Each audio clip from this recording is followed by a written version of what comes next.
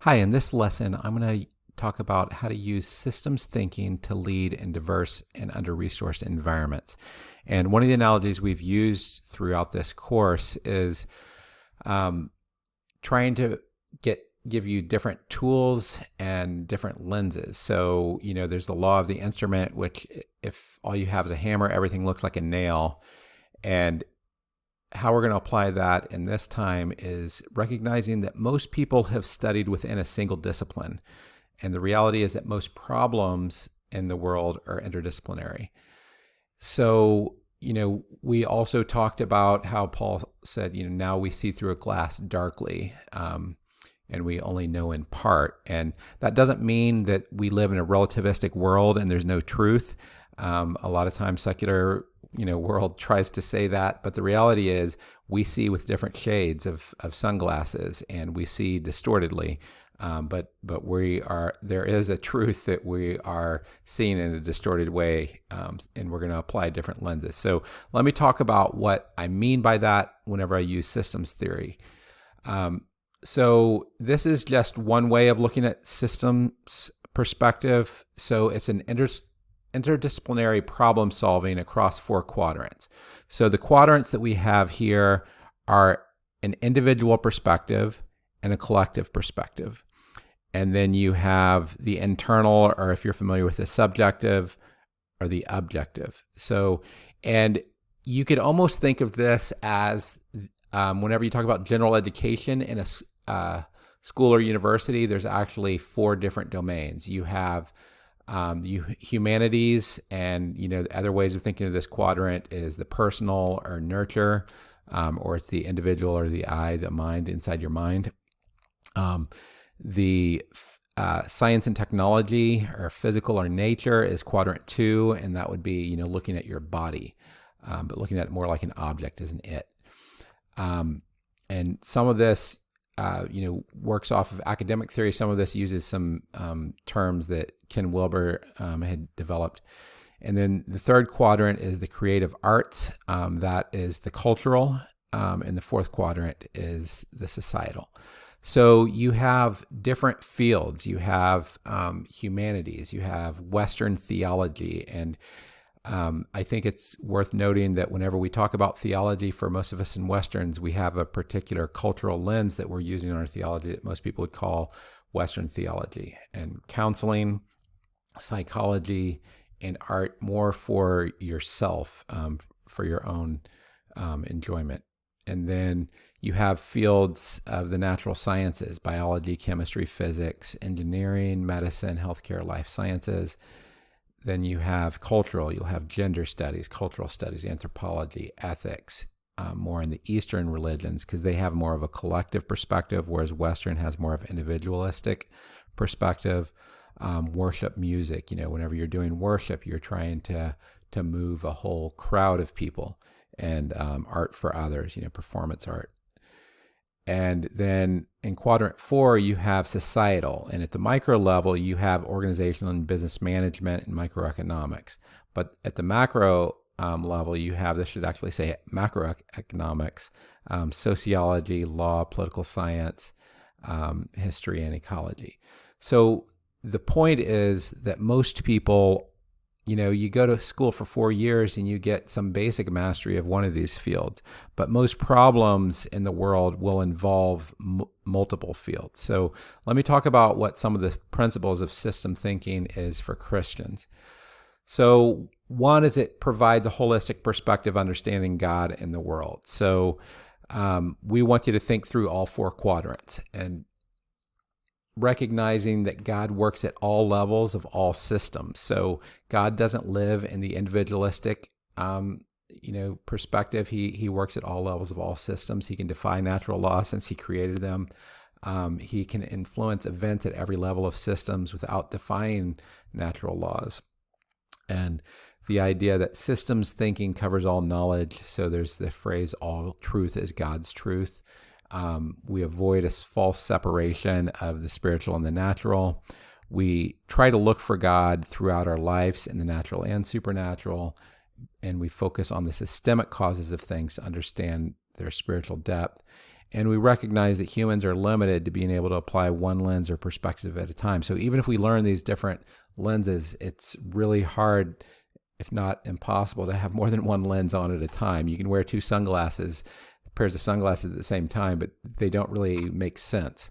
For example, you can use physics and biology at the same time, but usually the lenses are more helpful by themselves. So, but we increase our understanding by learning as many lenses and applying them, one at a time to things. So let me talk about a concrete example. You may feel like, okay, am I in a philosophy course? And that's not what this is about. Let me give you a very concrete example. So taking a systems approach to understanding the causes of addiction, and I'm going to explain that this is just knowledge of, and this isn't actually solving the problem of addiction, it's understanding the causes of addiction. So from the personal quadrant, you might say, okay, some of the causes, if people are unemployed, that might increase their chances of having addiction. If they don't have good emotional intelligence, if they have broken relationships, or if they're isolated, if they have spiritual emptiness, if they have wounds from abuse, if they're separated from God. So all those things are more in this individual perspective of causes of addiction. But then you also could go into, the biochemistry of addiction, medical treatments that might help with addiction. You could recognize that there can be some hereditary predisposition, having easy access to drugs, taking lack of physical care of bodies, and you could have emotional predisposition also. So then you have the cultural dimension. So you could have a cultural devaluation of emotion, spiritual, and relationships that causes people to just, focus not on healthy needs, but on other needs. So subcultures, I worked at a Burger King where everyone there did drugs, and, addiction becomes the norm. That's fairly common. So then you have drugs, alcohol, sex, food, and materialism promoted in the mass media. You could have cultural oppression, where if you're experiencing racism, that adds to the pressure. Cultural inheritance from past oppression. A lot of groups that might have a lot of, on average, have a lot of addiction. Often that are also groups that have had a lot of past oppression. And then, having this kind of collective worship of sex, hedonism, or other gods that permeate culture. And then you have other societal, the breakdown of the family, lack of jobs, systemic oppression. So not just cultural, but structural. And having political priorities where priorities don't prioritize addressing, the drug trade, economics of drug trade, global exploitation, failed states. A lot of the governments that are countries that produce the most drugs, like Afghanistan, it's because it's been a failed state or not a very functioning government, and the globalization of crime. So all these are factors that inform addiction. So, I think we could all agree it's helpful to just recognize all these things drive it. And so that's part of the value of having this this perspective. And often what happens is people, if you're a hammer, and most Western Christians are in the first quadrant, they will focus on this quadrant, right?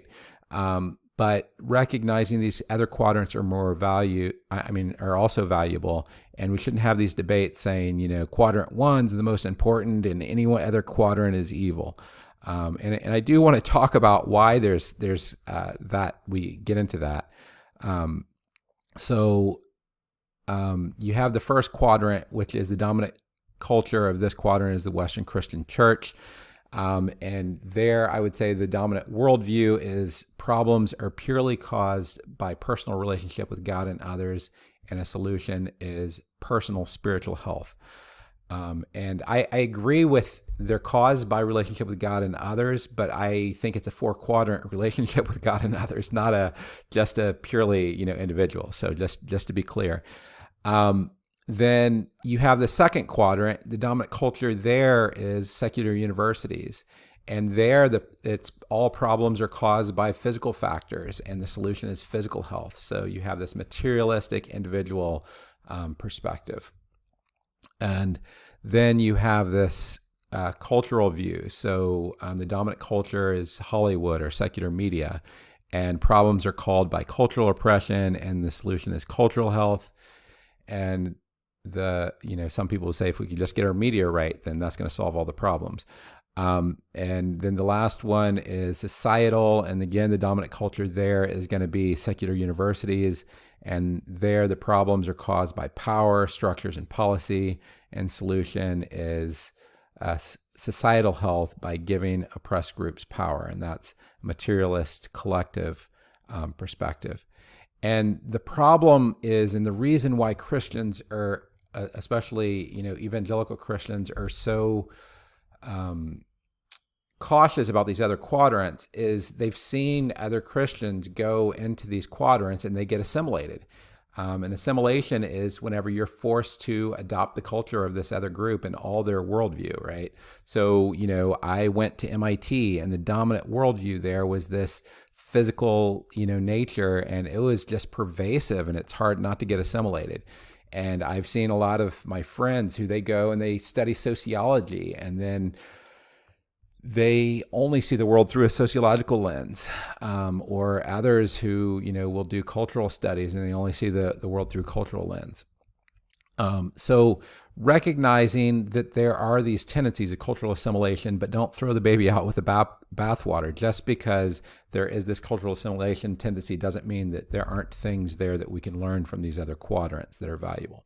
Now, another tension that I want to talk about is recognizing, there's this serenity prayer. And, one of the things that God, probably for, 5 or 10 years, the verse that God put on my life was in Luke 14:26-32, where Jesus talks about counting the cost. And it was counting the cost to be his disciple. But clearly over that 10-year period, what God was trying to get my attention on was I was trying to change things that honestly I didn't have the power to change. And I was burning myself out from that. So part of the reality of recognizing these different quadrants is as an individual, you're going to have more ability to change things in these top two quadrants. And that's part of why evangelical Christians, especially, if you're at a rescue mission or Salvation Army or some sort of place, they're going to focus more on this quadrant because it's going to be easier to change. You can't change the whole of society. You can't change the whole of culture. Now, as people become more affluent and as people have more resources, they are going to have, more ability to be a part of collective change, right? But if someone just, stopped, they were addicted a month ago, that's not the time for them to try to change the entire world. They need to focus on their own stuff first. So, recognizing that change in these sectors takes a long time and is limited to those with little power. So if you don't have much power, you're not going to be able to do that. And but it's going to be helpful if you're counseling someone who has experienced extreme trauma from racism or other things. It's important to acknowledge the reality and to be knowledgeable about the sociological and cultural, factors. So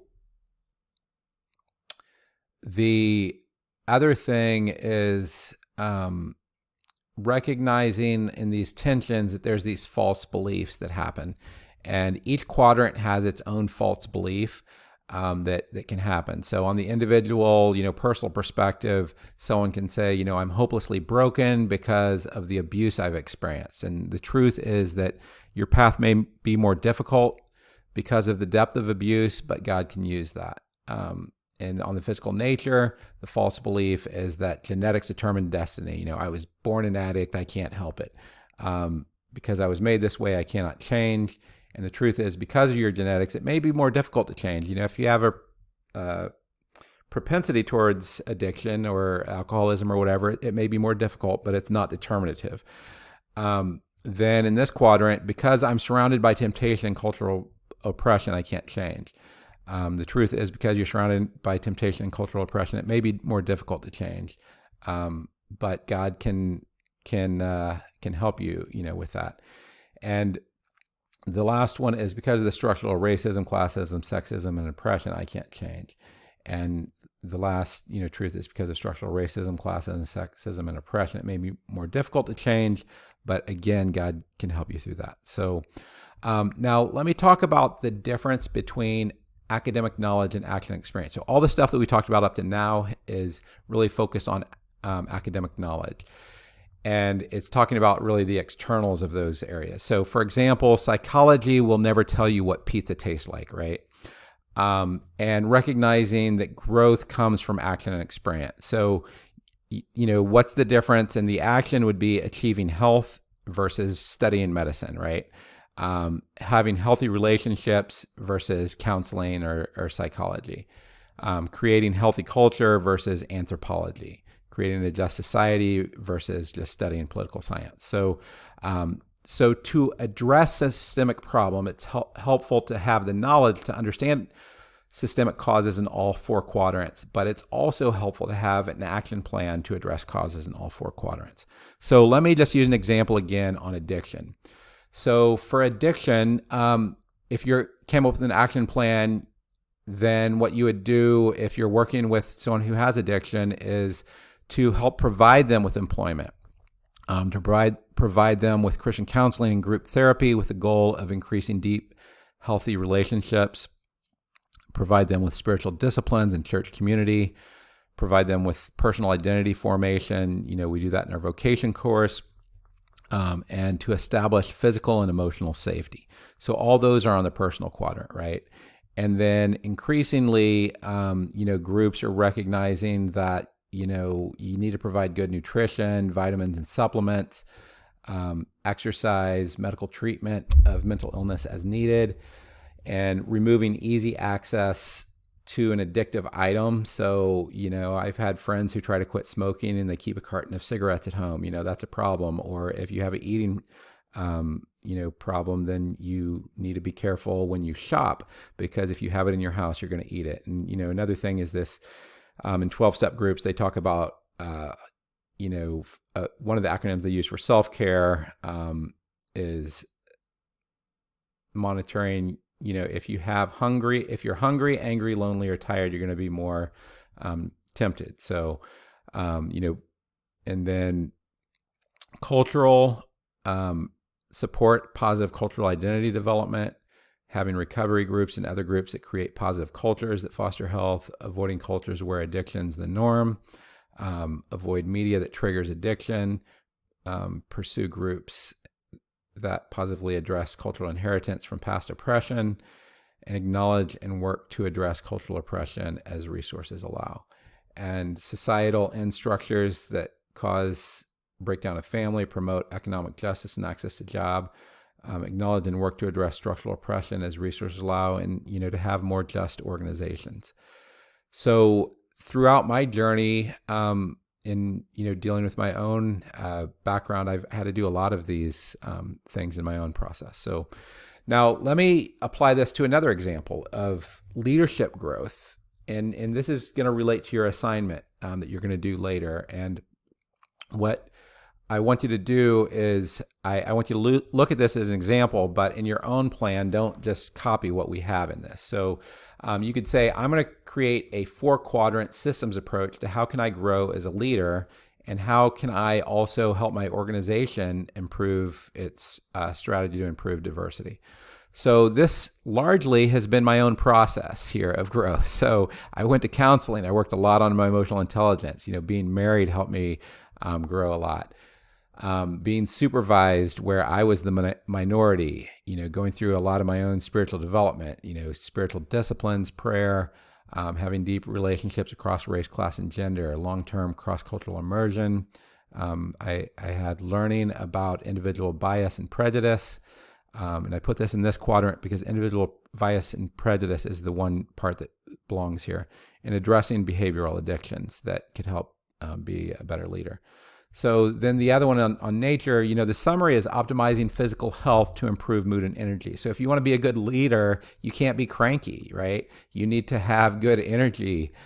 So, learn about physical health, get adequate sleep, eat healthy, get regular physical exercise, have good work-life balance, take regular breaks, have proper vitamins, supplements, and medications, address any sort of chemical addictions. Then on the cultural dimension, you're going to do things where, learn about Q3, right? So learn about cultural barriers to women and people of color in leadership, seek mentoring from women and people of color. So that's going to help you learn. But then there's the organizational dimension. So learn and train staff on cultural bias and some of these factors. Try to get diverse senior leaders who can set the culture. The culture of most organizations is set by the leadership. So you need to have senior leaders that can help you create a more diverse culture. Provide affinity groups for women and minorities. A lot of big organizations and large churches will have different small groups or other things that are specialized, and developing mentoring programs, especially for women and people of color. And then on the societal and structural, read books about this quadrant. What are the barriers? Learn strategy from organizational diversity consultants. Learn and train staff on structural bias, set priorities for diversity and strategic plan, develop policies to support women and minority leaders, track diversity measures, have healthy revenue to invest in diversity, and then budget to invest in diversity. And honestly, I don't want to underemphasize these two. A lot of the organizations that I know, their big challenge is they're either not budgeting or they don't have the revenue to budget. So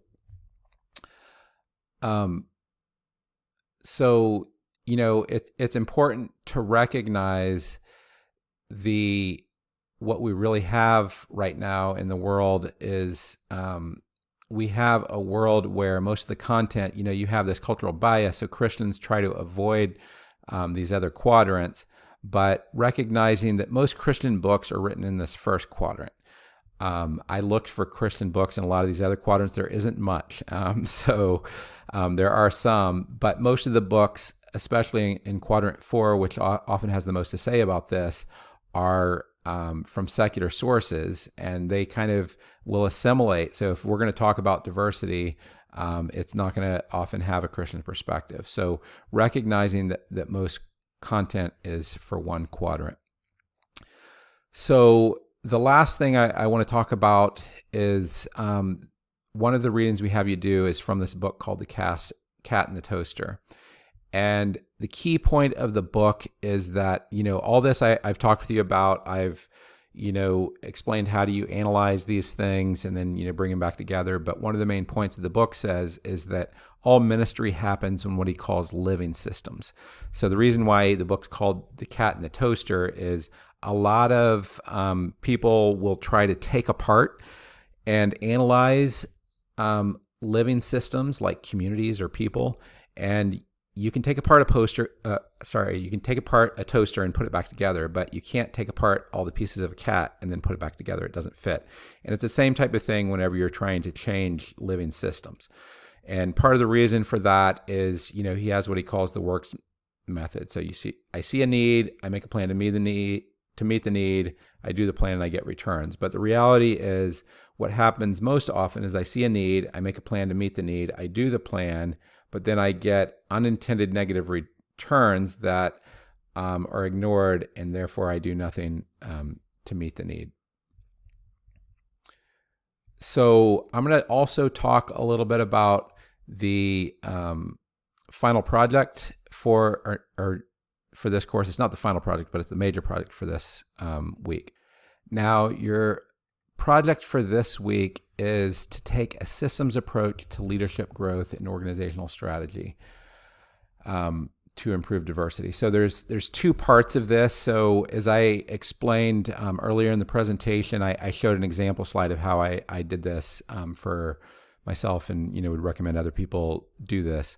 Some of this will just be your own leadership growth. So how do you do all 4 quadrants for leadership growth? So this thing for yourself personally isn't only about how you're going to improve your leadership across diverse communities. It's leadership and leadership across diverse communities. So it can be, whatever things you need to do. You may decide that, the next thing I need to do is I need to, get some counseling, or I may, need to do other things. I may need to take better physical care of my body. And then the learning about diversity will be in this section. So there's two parts of your quadrant 3. One is basically what you're going to do personally. The second is what you're going to do organizationally. Now, the first part is basically you filling in this chart. So again, this is analysis, and then the second part is going to be more of synthesis. So in part 2, you're going to write a 2 to 4 page paper where you're going to talk about how you want to grow, essentially do a 4-quadrant plan for how you want to grow as a leader. Now, you're not going to cover the organizational strategy in this week. That's going to be covered in next week, but I want you to use this tool and keep it so that you can, apply that to next week. So some of you may be wondering, how is this different from the assignment I did last week? So last week, 1 was only applied to how are you going to grow in your cross-cultural leadership ability. This one is leadership ability overall, including cross-cultural leadership ability, but it's trying to apply a different lens. So the lens on this one is the 4-quadrant lens. So use that, and hopefully in applying this lens, it will help you think more about your own personal growth. So again, if you have any questions, ask your faculty member for this week. Thank you.